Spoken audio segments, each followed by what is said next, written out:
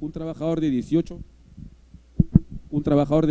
a 25 años, ya desde que empieza a laborar, empieza a generar su cuenta de ahorros. Justamente esa es la razón por la que ha salido una nueva resolución y que muchos puede ser que ya la conozcan, es la resolución 6202 de 2013, en donde los trabajadores tienen que decidir entre la ONP y el SPP. Y el trabajador que no decida se deberá inscribir en el sistema privado de pensiones. Con eso el trabajador empieza a generar su ahorro. Ya quisiera una persona desde los 18 a 25 años haber ahorrado durante 40 años, incluso 47 años, el 10% de su ingreso para que eso sirva para una pensión a futuro. Hay que tomar en cuenta que el día de hoy, las personas que se están jubilando hoy solamente han ahorrado 20, 22 años de su época laboral. Quien está jubilándose hoy día a los 65 años, hace 22 años entró al sistema privado de pensiones, es decir, a los más o menos 45 años, más o menos 43 años. Ahora estos jóvenes que entran con 18 y 25 años van a ahorrar durante toda la época laboral que tienen, y por lo tanto realmente es un beneficio importante. Y claro, cuando una persona entra y dice, ok, ¿y a dónde se va mi dinero? ¿No es cierto? A mí me descuentan 11.71, en Hábitat descontamos 11.71, en otras AFP descuentan diferente. El punto es que descuentan un porcentaje. ¿En dónde se va mi dinero? Mi dinero se va un 10%, lo que dijimos hace un momento, a una cuenta individual de capitalización, que para los efectos de palabras simples es mi cuenta de ahorros. 10% de mi dinero va a mi cuenta de ahorros. Le pagamos una comisión a una AFP que va de 0.38 a 1.69, la persona escogerá cuál comisión le interesa pagar, 0.38 o 1.69, ya ellos decidirán. Actualmente los jóvenes ingresan directamente a la AFP que tiene la comisión más baja, que es 0.38, y tengo una prima de seguro que es 1.33 para todos. El 1.33 me cubre ante una eventualidad de fallecimiento, de invalidez, protejo a mi familia, me protejo a mí, protejo a mi familia, me refiero, si yo fallezco, mi esposa, mis hijos tienen una pensión. Este es el seguro y la prima de invalidez y sobrevivencia, que el dinero se traspasa a la compañía de seguros. Ahí es donde va el dinero, y el dinero realmente, ¿dónde va ese 10%? ¿A dónde va? Ese dinero se invierte, ese dinero las AFP los trabajan. Y hay un paradigma en donde dicen, no, si la AFP quiebra, se va a llevar mi dinero, ¿no es cierto? Por ahí lo han escuchado algunos. ¿Alguna vez han pensado que si una AFP quiebra, se lleva mi dinero? Sí, ¿no es cierto?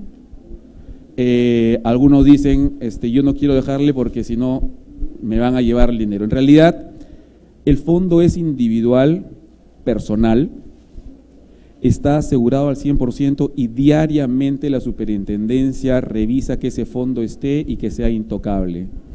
Ese fondo además no puede ser, es inembargable.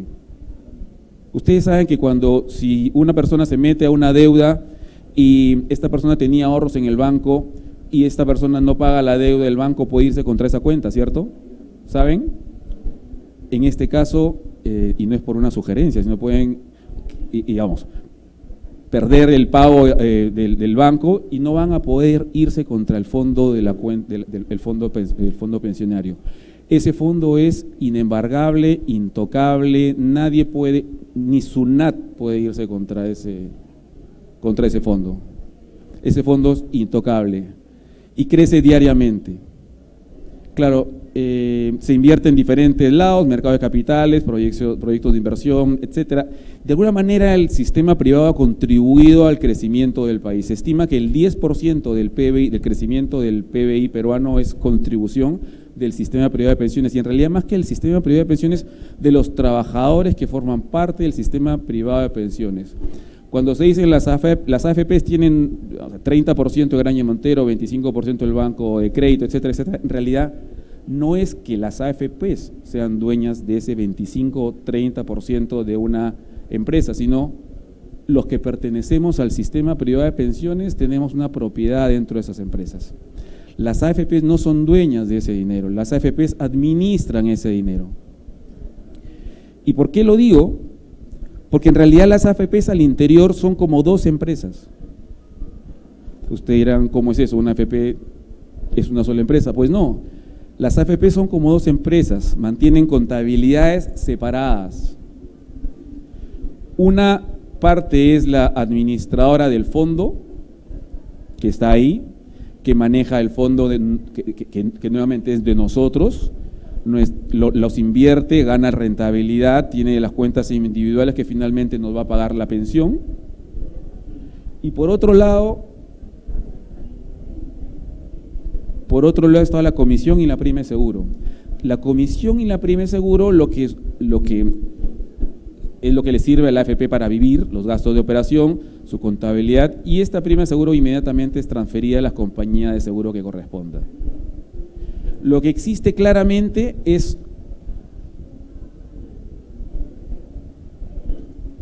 una pared entre una y otra administración. Incluso solicitan tesorerías separadas. Por lo tanto, la AFP no puede entrar al fondo a hacer lo que se le ocurra. Todos los días esa contabilidad se informa a la superintendencia. Entonces, por otro lado, también dicen, oye, yo también quisiera ahorrar en un fondo mutuo porque ahí tengo mis pensiones, por un banco, etcétera, o una caja, etcétera. Ninguna institución en el Perú financiera tiene estas características. Todas las instituciones, cuando ustedes ahorran, las mezclan dentro de un solo fondo, y de ahí vive la empresa, vive la institución y están sus ahorros. En las AFPs no, este fondo está totalmente separado del fondo del cual viven. Por lo tanto, no hay posibilidad de que si una AFP quiebre, se tome el dinero del fondo. ¿Alguien estuvo en Horizonte? 1, 2, 3 y así sucesivamente. Las personas de Horizonte, primero, Horizonte no quebró, Horizonte decidió retirarse del país. Y el fondo de cada una de las personas que estuvo en Horizonte completito pasó de una AFP a otra AFP. ¿Perdió algo de dinero usted, caballero? No perdió ni un solo sol. Tampoco perdió un solo sol. No se perdió ni un solo sol. Eso demuestra la solidez del sistema privado de pensiones. Todas las AFPs se mueven dentro de ese marco. Por lo tanto, todas las AFPs tienen esa fortaleza. Y la fortaleza viene además porque ya los 36.000 millones de dólares que tienen ahorrados todos los peruanos que pertenecemos al sistema privado de pensiones, ojo, nunca en el Perú ha habido ese nivel de ahorro. De esos 36.000 millones, 45% es aporte, el 10% que han pagado todos los trabajadores, y el 55% es rentabilidad generada por las distintas AFPs. Saquemos la cuenta, para ser sencillo, estamos hablando de más de 18.000 millones de dólares generados por la rentabilidad de las diferentes administradoras de fondos de pensiones. Como saben, además, existen 3 tipos de fondo, y aquí empieza un poco la visión de cómo puedo yo mejorar mi pensión, ¿no? Existen los 3 fondos que estoy mostrando aquí, uno que tiene que ver con preservación de capital, que es el llamado fondo 1, el mixto balanceado es el llamado fondo 2, y finalmente una ampliación de capital o crecimiento, que es el fondo 3. Esas rayitas tienen una cierta lógica, las rayitas y los gráficos. Este fondo 1 es más estable, no tiene subidas y bajadas tan intensas. En el otro extremo está el fondo 3, que sí tiene subidas y bajadas intensas, y seguramente algunos las debe estar viviendo con mayor temor o con menor temor por la situación que estamos en estos momentos escuchando por China. La bolsa de China se acaba de caer, y etcétera. El PBI de China acaba de ser anunciado que también ha caído. Entonces sí, este fondo tiene mayores subidas y bajadas. Este fondo tiene unas subidas y bajadas medias. El punto está que a largo plazo, porque esta es una inversión de largo plazo, ¿no es cierto? Cuando uno empieza nuevamente a los 25 años, tiene 40 años para ahorrar. Cuando uno empieza a los 30 y así sucesivamente, es una inversión de largo plazo. conforme nos vamos acercando a los 65 años, para mí ya no es tan largo plazo, ya es un poquito, digamos, un mediano plazo, digamos. Yo ya tengo que pensar diferente a mi hijo de 25, de mi hijo de 20 años, de 29 años, él tiene que pensar ya diferente. Entonces, dependiendo del momento, dependiendo de una serie de razones, uno puede optar por uno u otro fondo. Todas las personas que entran al sistema privado de pensiones entran al fondo 2. Todos. Después se tiene la libertad de pasar al fondo 1 o al fondo 3. El pasar de un fondo 1 a un fondo 3 o lo que sea no es de la noche a la mañana. Acabo de estar hoy día con una persona que vive en Chile, es chileno, y entonces el pasar de un fondo 1 a un fondo 2 ahí es al toque. Aquí no, aquí demora un mes, 2 meses. 2 meses demora. ¿Por qué? Porque lo que se quiere es que la persona lo piense como un largo aliento, sino no como ir timbeando en la bolsa, porque este es el fondo que nos va a proteger a los 65 años, entonces no deberíamos estar timbeándolo. En función de qué fondo 1 o 2 o 3 elija, yo voy a tener un mayor o menor ahorro y por lo tanto voy a tener una mayor o mejor pensión. Y nuevo, a ver, ¿qué fondo me conviene a mí? ¿Podemos establecer un fondo para que todos para que a todos les convenga de la misma manera el fondo? Pues no, ¿no es cierto? Algunas personas tienen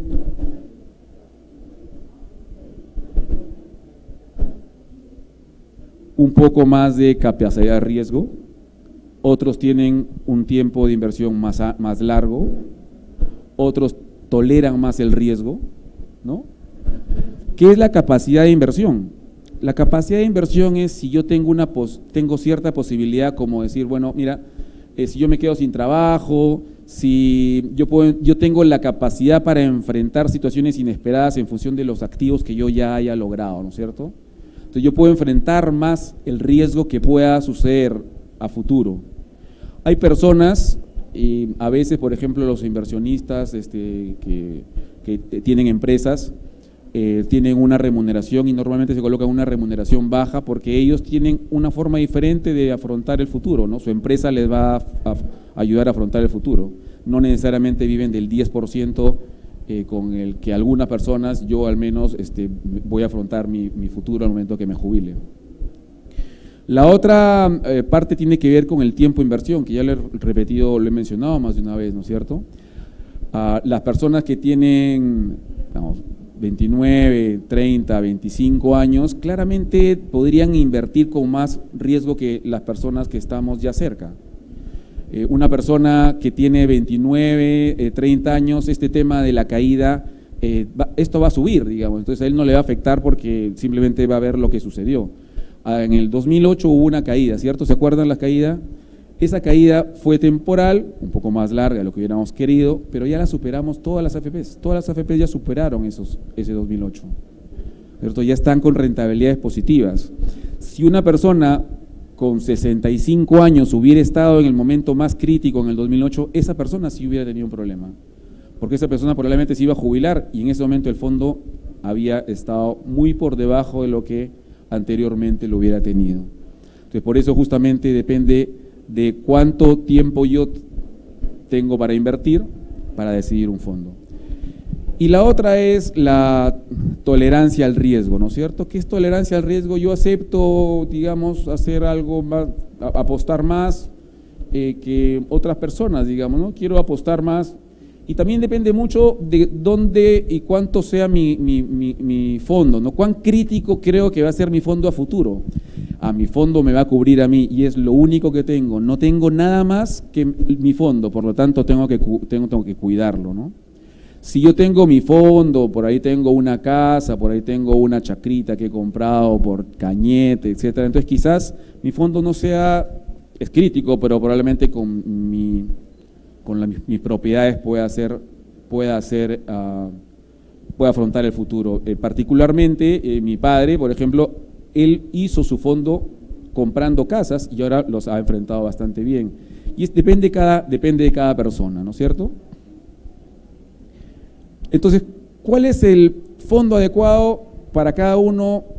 Cada uno es un mundo, no podemos establecer un fondo igual un mismo fondo para todos. Cada uno tiene que evaluar esta serie de preguntas, ¿no? Y la serie de preguntas es, ¿cuántas personas van a depender de mí cuando me jubile? ¿Mi pensión será mi único ingreso a futuro? ¿Es mi único ingreso o tengo por ahí alquileres que me pueden salvar y ayudar? ¿Cuán lejano está mi momento para jubilarme? ¿Cuánto puedo aceptar el riesgo? ¿Cuánto debo protegerme para jubilar?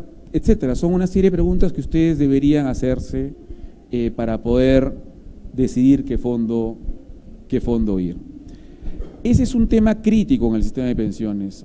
¿Pueden creer que una persona a los 25 años que entra al fondo 3 podría tener más o menos y cercano al doble de la pensión de una persona que se quedó en el fondo 2? De ese nivel estamos hablando. Si una persona a los 25 años se va al fondo 3 ganando lo mismo y otra persona se va al fondo 2 con la misma cantidad de años de trabajo, con la misma remuneración, con las mismas condiciones, en el fondo 3 podría ganar hasta 2 veces la pensión que la persona que se quedó en el fondo 1. Y ahora empezamos a hablar qué alternativas de ahorro hay, ¿no es cierto? Hace un momento les presenté esta lámina y vimos que los trabajadores dependientes e independientes, etcétera, pero esto realmente hace tiempo se achicó, ¿no es cierto? Y esto realmente es así. Solamente los trabajadores dependientes deben y aportan a las AFPs y los independientes son totalmente libres de hacerlo, ¿no? Y realmente los independientes tienen esta interrogación, ¿aporto o no aporto? Y lo que pasa es que a veces nosotros estamos trabajando como dependientes y luego pasamos a independientes, ¿no? Y nos surge la primera pregunta, ¿aporto o no aporto? Y ahí volvemos al inicio de la charla. ¿Ahorro el 10% de lo que gano o no ahorro el 10% de lo que gano? Sí, voy a ahorrar el 10% de lo que gano. Y cuando se acaba el mes viene la cuenta 1, cuenta 2, cuenta 3 y no ahorré nada y comencé a dejar a la AFP y comencé a dejar la AFP. Y luego vienen algunas preguntas y dicen, yo trabajé hace 3 años y hasta 3 años ya no aporto a la AFP, ¿mi dinero sigue estando ahí?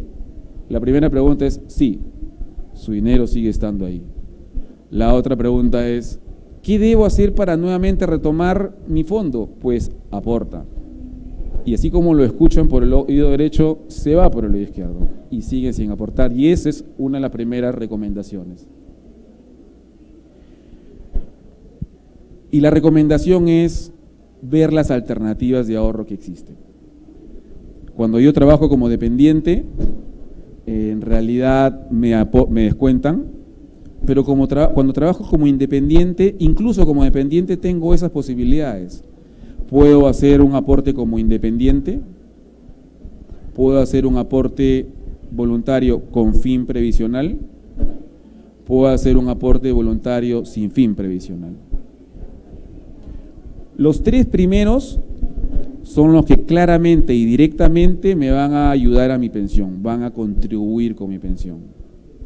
El último es un tema sin fin previsional, típico ahorro, en donde yo quiero, y ahora vamos a ver, quiero lograr hacer algo, quiero ahorrar de esta manera para comprar, para tener la inicial de mi casa, para tener la inicial de mi carro, para o irme de viaje o la matrícula de mi hijo. Ese sin fin previsional, yo lo ahorro y en un momento lo retiro, gané rentabilidad y lo usé para el destino que yo quisiera darle. Entonces, cualquiera de estos aportes se pueden llevar a cualquiera de los fondos que vimos hace un momento. O sea cualquiera de los aportes, yo puedo colocarlo sea en el fondo 1, en el fondo 2 o en el fondo 3, cualquiera. No hay otro tipo de fondo adicional, solamente esos 3 fondos. Ya les dije hace un momento, el aporte trabajador dependiente al inicio va al fondo 2, todos los que se afilian por primera vez entran al fondo 2 y luego pueden decidir a qué fondo irse. ¿Y cómo puedo generar ahorro para mejorar mi pensión? Que ese un poco era el objetivo de esta charla.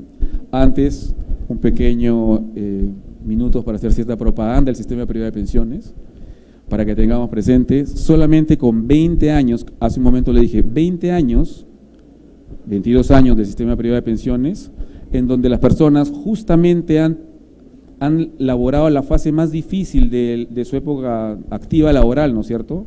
Cuando uno tiene 60, 55, 45, es más difícil la continuidad laboral. Además, el Perú está con una bonanza de hace 20 años, no tanto como todo el ahorro que había antes. Incluso con esas características, digamos, la pensión promedio del sistema privado de pensiones es 972 soles, mientras que la pensión promedio en la ONP es 675. La pensión promedio en invalidez en el sistema privado de pensiones es 1.300, mientras que la pensión promedio de invalidez en la ONP es 544 y la de sobrevivencia es 450 versus 347. Y acá en este gráfico hay algo que es importante adicionar.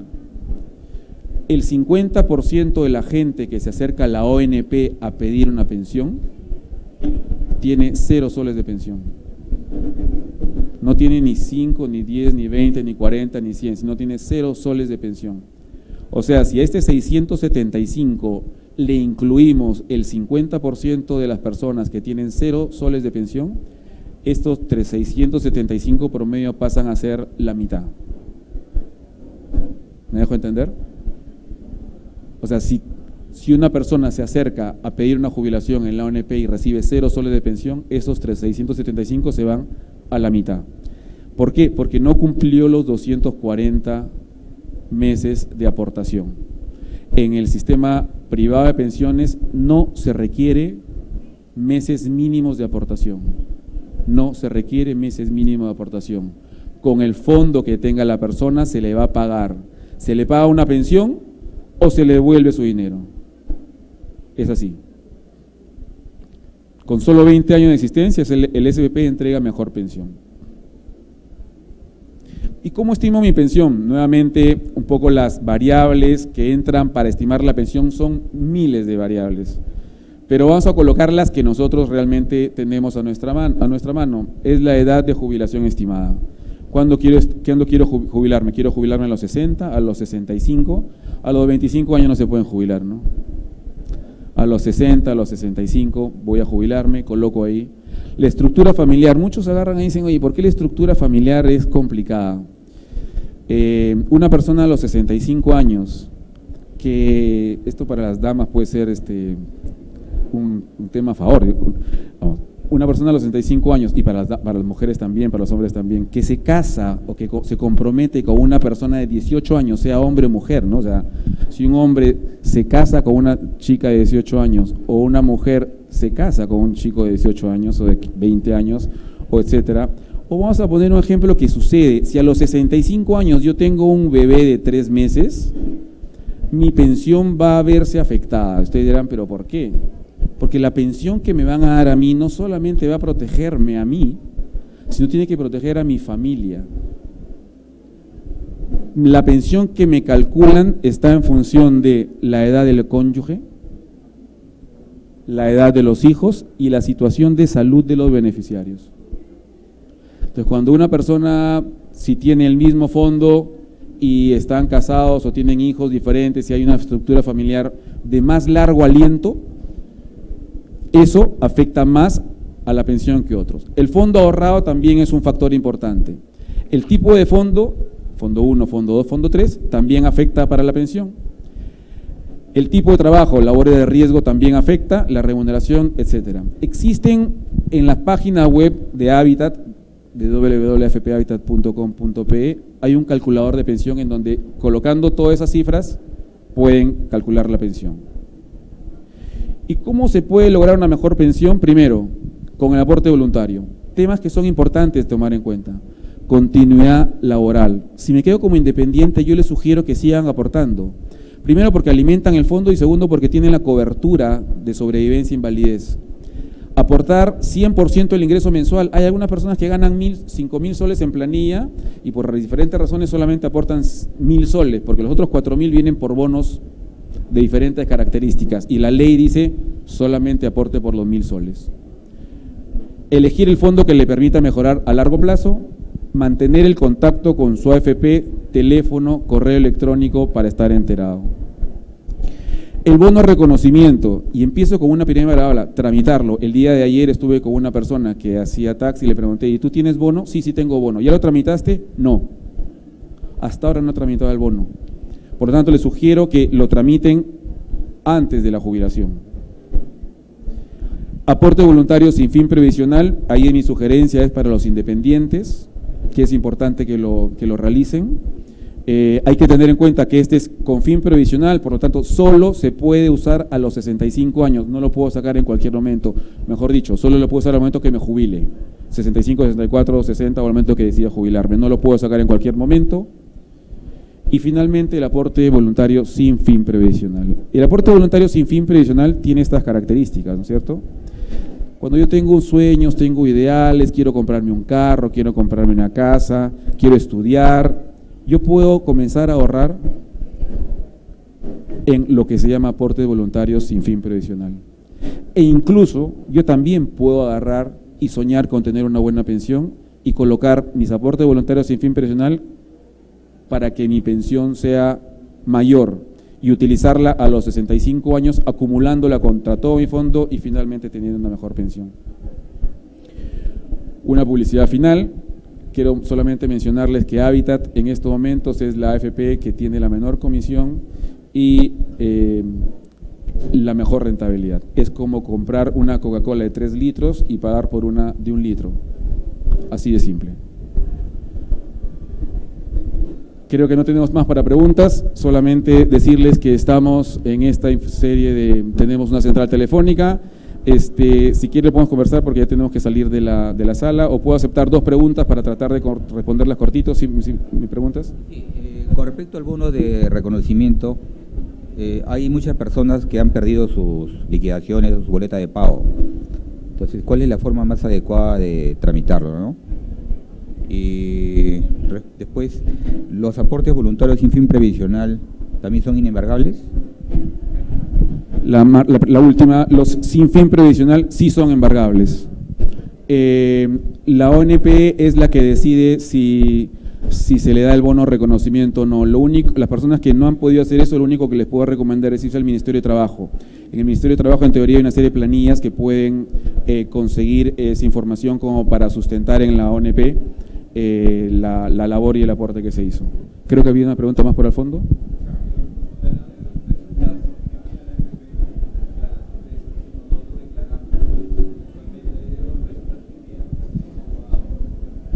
Ya, sobre la deuda presunta, está preguntando sobre la deuda presuntas. La deuda presuntas en realidad es un tema administrativo que se puede resolver simplemente con comunicaciones y acercándose a la AFP. Esas deudas normalmente son porque había una desfase en el aporte. Actualmente la AFPNet se está mejorando para que reduzca sustancialmente las deudas presuntas. Esta ha sido la última porque ya estamos con el tiempo. Una pregunta que siempre ha venido a la mente, ¿no? ¿Qué pasa con el que se jubila en relación a salud? O sea, nunca más quiere ser trabajador. ¿Qué pasa con salud? Cuando una persona recibe su pensión, independientemente del monto que sea, 4% de su pensión se paga de salud. Por lo tanto, la persona cuando tiene una pensión inmediatamente está en salud. Muchas veces se critica que el sistema privado de pensiones tiene pensiones muy bajas. Muchas personas en el sistema privado de pensiones optan por esa pensión baja porque quieren tener salud. No es necesariamente porque la pensión, obviamente la pensión ha sido calculada baja, en ese momento esa persona pudo haber sacado todo su dinero e irse, pero prefiere tener una pensión baja, pero estar protegido por salud. La última pregunta. Por favor, para más o menos tener una pensión en el orden en un rango de 4.000 a 6.000 soles, ¿cuánto debe ser mi fondo más o menos acumulado? Esa pregunta es un poco complicada, pero digamos, un número estándar sobre una base de una persona que tiene su cónyuge 5 años menor que él, sin hijos, sin ninguna carga familiar, la relación es más o menos así: por cada 165.000 soles son 1.000 soles de pensión. Por cada 165.000 soles son 1.000 soles de pensión. Pero esa es una cifra muy gruesa que es mejor utilizar haciéndola en el calculador. Bueno, estos son todos nuestros mecanismos de comunicación. Tenemos un blog Educación Previsional que les puede servir. Muchas gracias.